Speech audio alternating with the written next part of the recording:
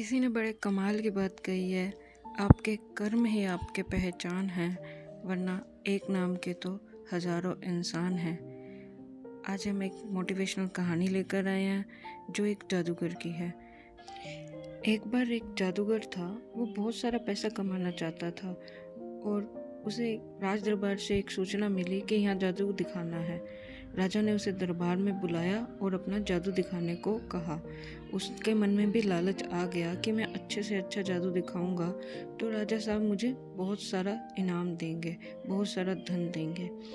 तो उसने सोचा क्या नया किया जाए। जब राज दरबार में जादू दिखाने का समय आया तो उसने राजा साहब का मुकुट ही गायब कर दिया जादू से। वहाँ सब लोग हंसने लगे। ये बात राजा साहब को अच्छी नहीं लगी। उन्हें इस बात में अपनी तौहीन लगी, इसलिए उन्हें गुस्सा आया और उन्होंने कहा कि इसे कैद खाने में डाल दिया जाए और 7 दिन बाद इसे मृत्युदंड दिया जाएगा। ऐसा ही हुआ और उस जादूगर को एक कैद खाने में कैद कर दिया गया। फिर उसकी पत्नी आई, वह रोती बिलखती हुई आई और जादूगर को हंसते हुए देख कहने लगी, ये क्या, तुम्हें मृत्युदंड मिलने वाला है और तुम मुस्कुरा रहे हो।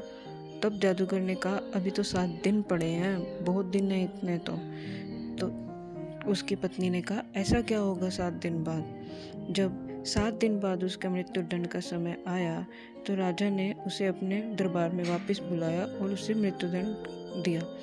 तब उसने, जो जादूगर था, उसने राजा को कहा कि मेरे पास एक ऐसा जादू है जिससे मैं एक उड़ने वाला घोड़ा बना सकता हूँ।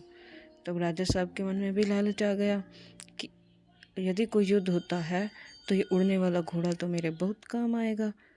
तो उन्होंने उसे कहा कि ठीक है, तुम एक उड़ने वाला घोड़ा बनाओ। उसने कहा कि जो ये जादू है ये 1 साल में जाके पूरा होगा, मुझे 1 साल का समय चाहिए। तो राजा ने कहा, ठीक है, 1 साल का समय तुम्हें दिया जाता है। तो जादूगर अपने घर गया और वहाँ जाके देखा कि सब उदास हैं क्योंकि उसे मृत्युदंड मिलने वाला था। तब उसकी पत्नी ने कहा कि अब क्या करोगे तुम उसने बताया अपनी पत्नी को कि 1 साल बाद मुझे ऐसे ऐसे घोड़ा देना है, वरना मुझे मृत्युदंड वापस से मिल जाएगा। तब तक तुम्हें रिहा किया जाता है। यदि 1 साल बाद तुम ये घोड़ा वापस मुझे बनाकर नहीं दिया ऐसा, तो तुम्हें मृत्युदंड वापस दिया जाएगा।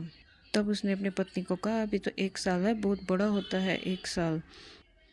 और उसके 3 महीने बाद ही राजा की मृत्यु हो गई और ना ही वो घोड़ा चाहिए था अब उसे, और राजा भी नहीं रहा।